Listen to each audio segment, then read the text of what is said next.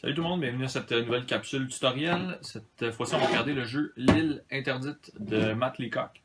C'est un jeu super intéressant, très difficile de gagner à ce jeu-là. C'est un jeu coop, donc on va jouer en équipe, on va jouer jusqu'à 4 joueurs. Et puis, donc, ouais, tout ça, on joue tous ensemble contre le jeu. Le concept dans ce jeu-là, c'est qu'on est des explorateurs, on est à la recherche de reliques. Et on va aller sur l'île interdite.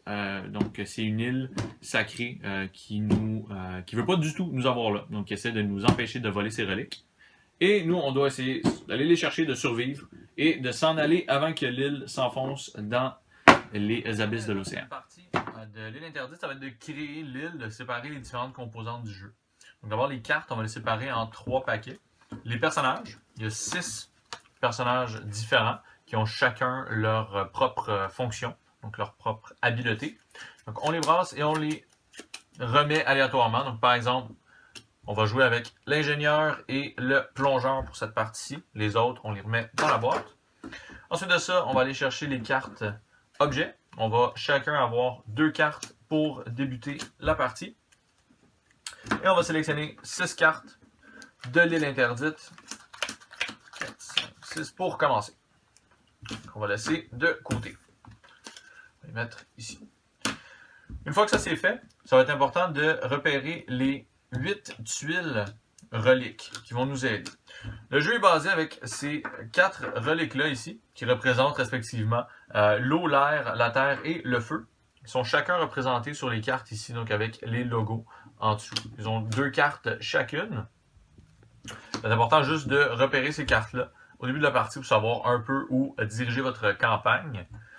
L'héliport est important aussi, c'est la porte de sortie, donc on doit absolument récupérer cette tuile-là avant la fin de la partie pour pouvoir gagner. Et le reste des tuiles va être dans la pile ici qu'on va placer par la suite.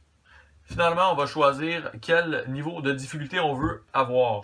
Donc il y en a 4, novice, normal, élite ou légendaire. Donc par exemple, nous ici on va commencer avec normal pour la première partie, ce qui nous met dans la zone du 2.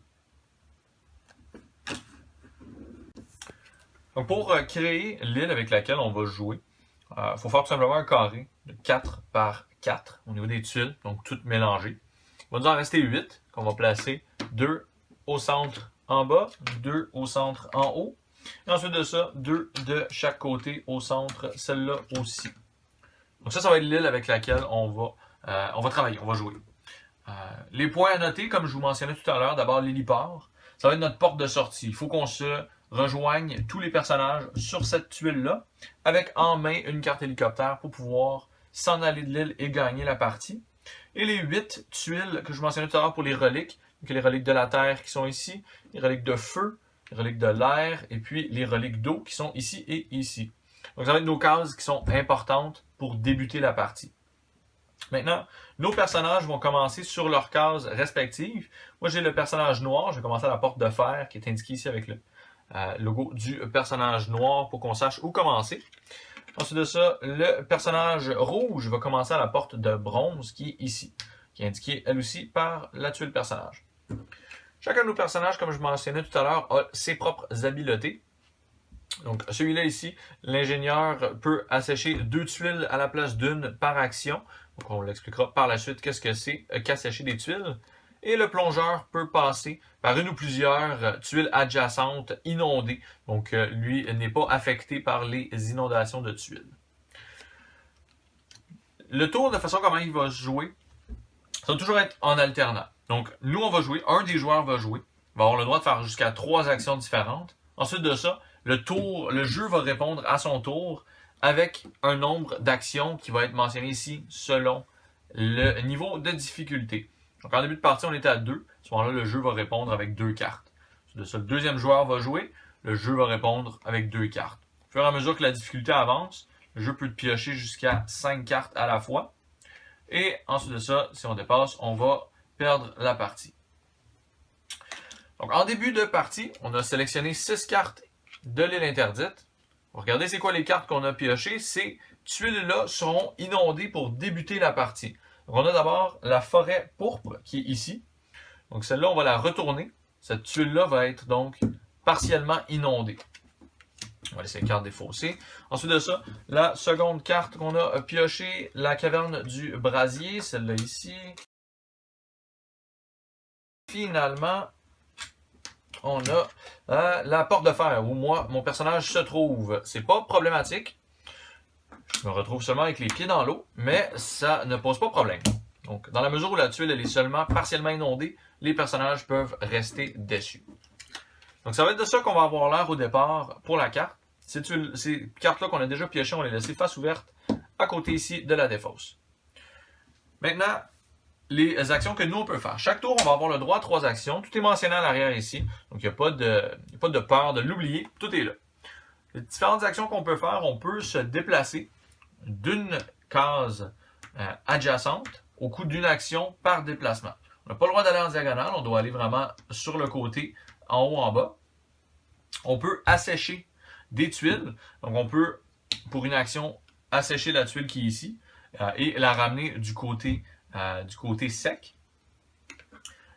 Ou bien on peut partager les différentes cartes qu'on va accumuler durant la partie. On peut les partager entre chacun des joueurs à la condition qu'on se retrouve sur la même tuile. Donc on doit être ensemble pour pouvoir s'échanger les cartes ressources et les cartes reliques. Donc ça, c'est les différentes actions qu'on va pouvoir faire. Une fois qu'on va avoir accumulé suffisamment de cartes reliques, on va pouvoir les échanger pour aller récupérer les trésors. C'est le quatrième type d'action qu'on peut faire. Donc on doit en choisir 3 parmi ces 4-là. Une fois que le tour va être complété, le jeu va piocher des cartes. C'est tous les mêmes types de cartes. Donc il va nous faire assécher inonder plus de tuiles sur la partie. Donc, par exemple, mon tour, cette fois-ci, serait de me déplacer ici en première action et d'assécher les 2 tuiles qui sont adjacentes. Ce serait 1, 2 et 3. Mon tour est terminé. Le jeu va piocher ces 2 cartes.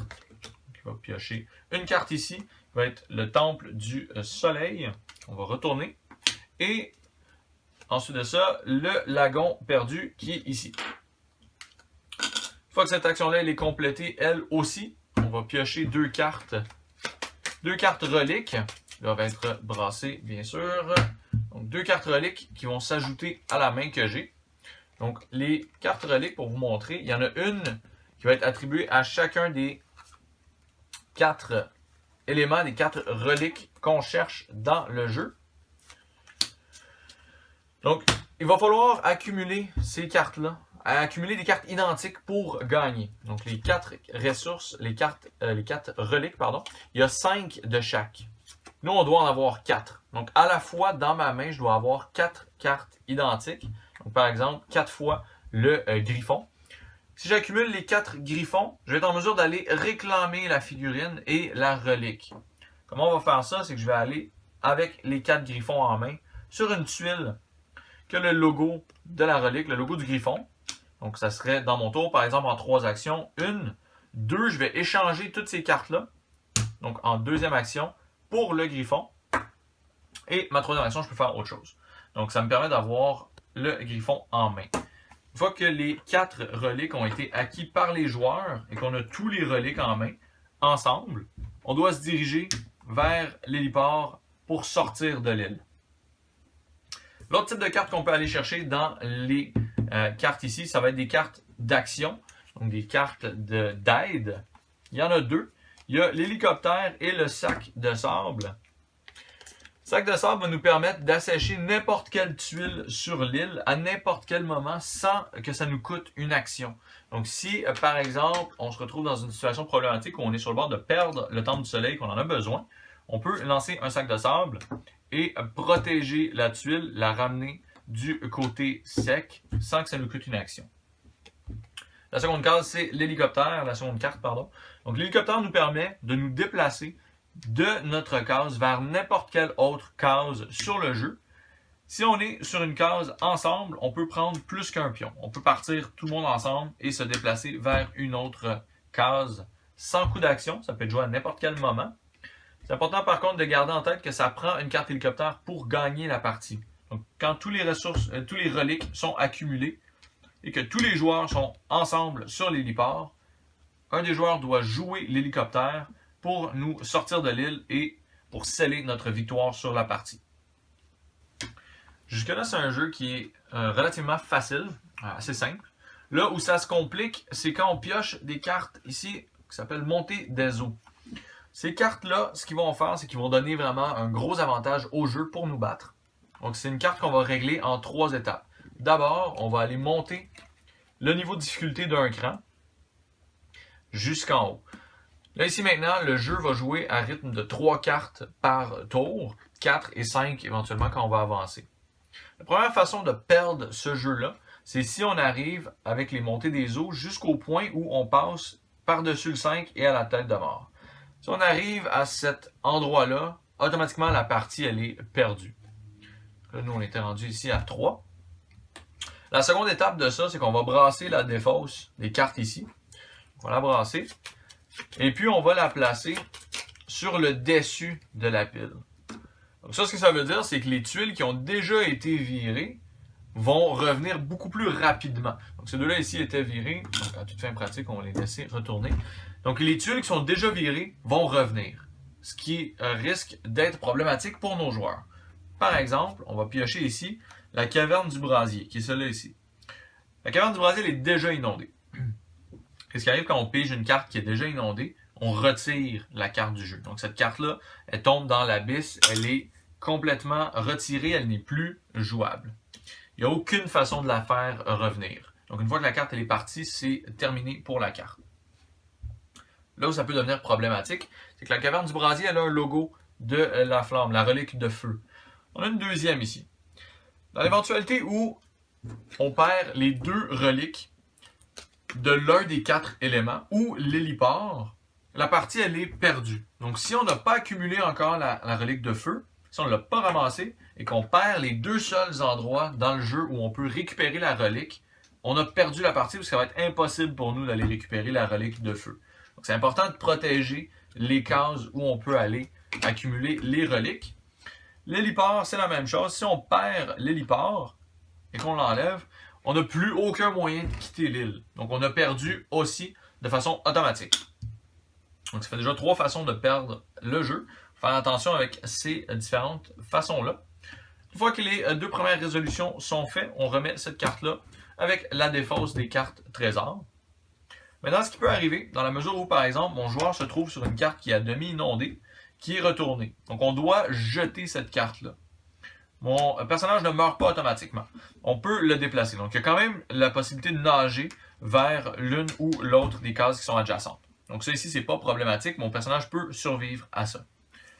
Là où ça devient problématique, c'est dans la mesure où, par exemple, ces cartes-là seraient eux aussi ensevelis. Si je me retrouve avec nulle part où nager. Donc mon personnage est pris ici. Il ne peut pas se déplacer nulle part. La carte ici, si elle tombe dans l'abysse, mon personnage se retrouve au milieu de la mer, nulle part à aller, mon personnage va mourir. Et si l'un des membres de l'expédition meurt, que ce soit le mien ou le rouge, la partie elle est perdue pour tout le monde. On doit repartir en groupe. On ne peut pas laisser personne derrière. Donc ça fait 4 façons de perdre la partie. Pour gagner la partie, il y en a une seule qui existe, c'est de ramasser les 4 reliques et de s'en aller en hélicoptère. C'est la seule façon qu'on peut gagner la partie. Maintenant, ces cartes-là, il y en a 3 dans le paquet. Quand on a épuisé le paquet complètement, on brasse et on recommence. Donc, il y a une possibilité infinie de monter des eaux jusqu'à ce que la tête de mort vienne mettre un terme à la partie. Donc, il faut quand même se dépêcher, aller chercher les reliques. On n'a pas un temps infini pour jouer cette partie-là. L'île va nous rattraper si on... Donc, c'était l'île interdite. Quelques petits points quand même cool avec ce jeu-là. On peut augmenter le niveau de difficulté avec l'expérience des joueurs. Donc, si vous jouez avec beaucoup de joueurs nouveaux, on commence à novice. Partie plus facile, plus de chances de gagner, plus de fun pour tout le monde. Si vous jouez avec des joueurs plus expérimentés, on va vers le légendaire. Ça rend la partie vraiment difficile. Même moi, j'étais à 50-50, gagner, perdre. J'ai joué beaucoup à ce jeu-là. J'aime beaucoup ce jeu-là. C'est ça. Ça permet vraiment de moduler la partie en fonction des gens avec toi. Ça permet aussi de rejouer énormément. Étant donné que les pièces ne sont pas placées de la même façon, les cartes ne sortent pas dans le même ordre. Il y a une rejouabilité qui est très élevée dans les jeux de Matt Leacock. D'ailleurs, si vous avez aimé les autres jeux de Matt Leacock, à savoir la série Pandemic, Forbidden Island, c'est celui-là, Forbidden Desert, qui est un peu le jeu le jeu similaire, dans le fond, un peu le frère de ce jeu-là. Très intéressant aussi de poursuivre la série, d'essayer celui-là si vous êtes fan déjà de ce que Matt Leacock fait. Et c'est aussi une super bonne façon d'intégrer des nouveaux joueurs. Donc, vous avez des gens qui veulent embarquer, qui ne sont pas trop à l'aise, qui n'ont jamais joué avant, ben, de les faire jouer avec des gens qui ont déjà joué avant, des gens expérimentés. Ça permet à un nouveau d'arriver dans un environnement où tu n'es pas contre des joueurs expérimentés. Ça ne fait pas peur d'embarquer, ça ne fait pas peur de jouer parce que vous jouez tous ensemble. Vous avez les joueurs expérimentés qui vont pouvoir un peu diriger la mission et les nouveaux vont pouvoir apprendre de cette façon-là, un peu les stratégies, les techniques. Donc c'est un jeu qui est très intéressant, je le recommande à tout le monde. Pour un jeu quoi, c'est certain, c'est un gagnant et on parle des jeux qui sont environ 30 minutes, juste le temps de le placer. Donc 45 minutes, on déballe, on remballe et le jeu est terminé.